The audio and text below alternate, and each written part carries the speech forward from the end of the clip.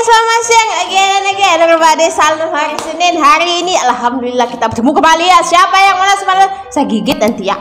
Kita sudah betul-betul di hujung tahun 2024. Hari ini sudah 30 hari bulan. Semoga apa yang kita lakukan tahun ini diberkahi. Walaupun ada yang tidak tercapai, tidak mengapa, kita sambung lagi, kita lanjutkan lagi tahun hadapan. Jangan ada yang mundur. Sesungguhnya usaha itu memberikan keberkahannya dengan apa yang kita lakukan setiap hari untuk orang-orang yang tersayang. Tidak dilupakan, saya juga memohon maaf ya kepada kalian sepanjang tahun ini kalau ada yang terkasar bahasa, ada yang tersakiti ya sama channel saya ini. Mohon maaf lahir dan batin, sesungguhnya ini adalah konten sahaja. Terima kasih yang mendukung. Sarang hiu everybody. So guys, back to the topic ya. Macam kalian tahu di judulnya juga, kalau kita tengok nih, semenjak 2 menjak di Malaysia, timnas menjadi pembualan. Apalagi yang memberikan komentar tuh bosnya JDT ya. Kalian tahu lah ya, mereka membandingkan timnas nih dengan Harimau Melaya dan mengaku ya bahwa jurang timnas dengan Harimau Melaya ini sangat-sangatlah jauh. Jadi mau tidak mau Malaysia nih harus akui bahwa Indonesia layak dijadikan contoh. Walaupun ada pihak-pihak yang tidak menerimanya. Dari guys, ini lama-lama makin jauh jaraknya. Tetangga sadar dan Indo patut dicontoh, satu persatu siap jadi WNI. Tapi saya setuju ya kalau misalnya Indonesia nih menjadi salah satu penanda aras ya untuk timnas Malaya bangun lagi untuk sepak bola tahun ini. Tapi lama-lama, let's go to the video. Let's go.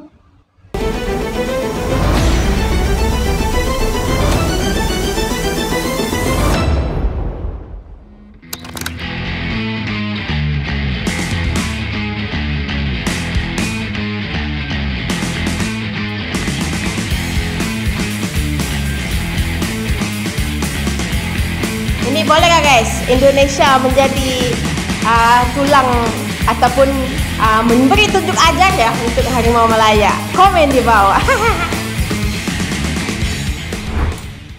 Naturalisasi tidak bisa dipungkiri jadi program yang gak bisa terlepas di era sepak bola modern.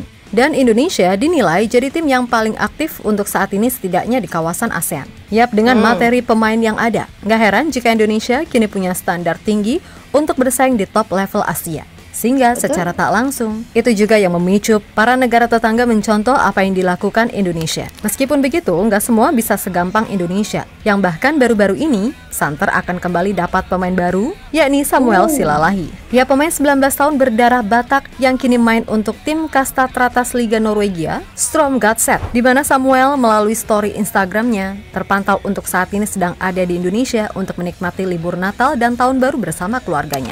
Jelas melihat dari silsilah keluarga plus peluang Indonesia yang dianggap punya masa depan bagus, diketahui membuat Samuel nggak akan sungkan untuk melepas status warga negara Norwegianya, sebagaimana yang tercantum dalam Transfermarkt. Ya, pemain-pemain diaspora mulai dari yang usia muda sampai berlabel grade A, satu persatu mulai menyatakan keterbukaannya ke Indonesia. Hal ini berbanding terbalik dengan apa yang dialami oleh Malaysia, Vietnam, ataupun Thailand sekalipun.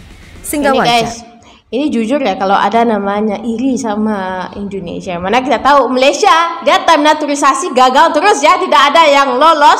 Mulai dari metode pencarian, pendekatan, dan lain sebagainya, Indonesia sekali lagi benar-benar dijadikan contoh yang hebat. Pak Erik selaku ketum PSSI nggak pelit ilmu, karena beliau pun juga ingin kedepannya sepak bola Asia Tenggara bisa jauh lebih kompetitif.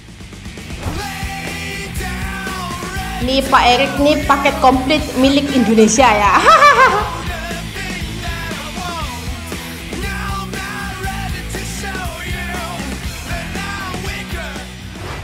Meskipun di Piala AFF, timnas Indonesia nggak bisa berbuat banyak, namun semua juga tahu kalau fokus utama dari tim Garuda adalah di round 3 kualifikasi Piala Dunia. Yap, boleh dibilang, sejak berhasil mengukir sejarah di Piala Asia, Indonesia benar-benar fokus untuk terus menyusun siasat, agar mulai dari tim junior sampai senior, orientasinya udah bukan lagi ASEAN, melainkan Asia. Dan itu sejatinya udah cukup oke berjalan, tinggal gimana nantinya menjaga konsistensi tersebut. Nah, semua tahu, kalau untuk ada di level tertinggi, nggak semudah yang dipikirkan.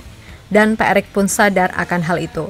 Maka, sembari membenahi pembinaan serta kualitas liga, program naturalisasi semakin gencar dilakukan. Biar apa? Ya, biar menaikkan standar timnas Indonesia. sehingga itu secara nggak langsung memberikan motivasi bagi para pemain didikan lokal agar terus bekerja keras meningkatkan kualitas. Tapi guys, aku yakin ya, banyak sekali deretan-deretan pemain keturunan yang ngantri mau dinaturalisasi. Wah, Malaysia apa jadi ya nih?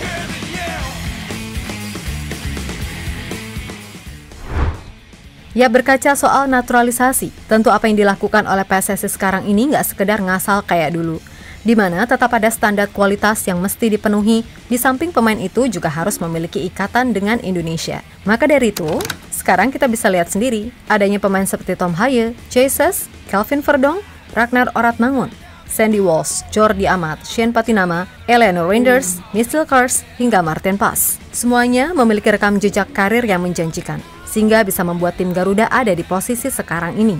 Tak lupa PSSI juga memikirkan rencana jangka panjang, sehingga pemain-pemain muda seperti Ivar Jenner, Justin Hubner, Rafael Strijk, Nathan Chuaon benar-benar bisa kita lihat seperti apa kontribusinya di timnas. Belum lagi nanti ada Ole Romeni yang dianggap sebagai solusi lini depan. Ini sebenarnya ya, kalau namanya berbagi ilmu boleh-boleh saja. Yang penting saling bantu lah ya. Yang penting jangan ada namanya iri kalau namanya mau bangunkan sesuatu tim. Ya, mohon maaf lah ya kalau ada yang kadang ada yang tidak suka sama Harimau Malaya, ada yang haters, ada yang apapun itu. Semoga baik-baik saja untuk tahun baru ini. Itu di level U20 ada Tim Gepens, Dion Marks, Welber Jardim, dan Jens Raven.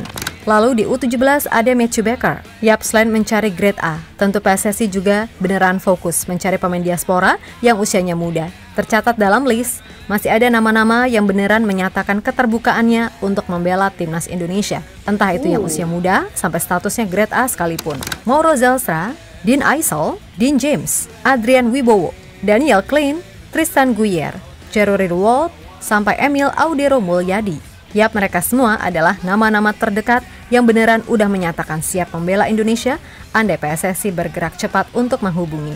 Wah, gila ya. Nah, masalahnya Indonesia punya timnas daripada junior sampai senior, dia punya pencapaian tuh bagus-bagus semua ya, tidak ada yang gagal guys.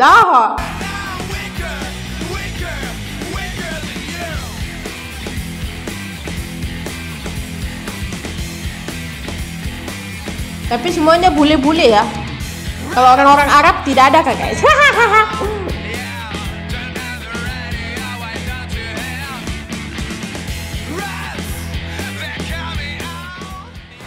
Yap, melihat itu semua, wajar jika para tetangga di ASEAN benar-benar menganggap Indonesia sebagai percontohan untuk maju. Seperti Vietnam misalnya. Menurut Wakil Presiden VFF, Tran Anh Tu, Federasi Sepak Bola Vietnam sekarang benar-benar ingin belajar dari Indonesia terkait mencari pemain keturunan terbaik demi misi lolos Piala Dunia di masa depan. Karena menurutnya, apa yang dilakukan Indonesia benar-benar udah menunjukkan gap yang cukup jauh dengan tim-tim ASEAN lainnya. Skuad naturalisasi berkualitas Indonesia terlihat jelas mengubah korelasi kekuatan dibandingkan tim-tim lain di kawasan ASEAN.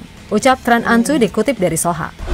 Sementara itu, ada Malaysia yang meskipun sering gagal menaturalisasi pemain, namun mereka tampaknya enggak kapok dengan terus mencari pemain keturunan baru. Kini lewat salah satu media mereka, katanya ada 8 pemain yang disinyalir bakal dinaturalisasi oleh tim Harimau Malaya. Nah, dari 8 pemain itu, kebanyakan bermain di Inggris, seperti Josh Brownhill, Marcus Tavernier, hingga Kiernan Dewsbury Hall. Tapi sayangnya, ini yang jadi masalah dengan Malaysia. Para pemain tadi masih belum jelas apakah memiliki darah Malaysia atau tidak. Karena takutnya nih, kasusnya sama dengan yang sebelumnya dialami oleh Isaac Hayden.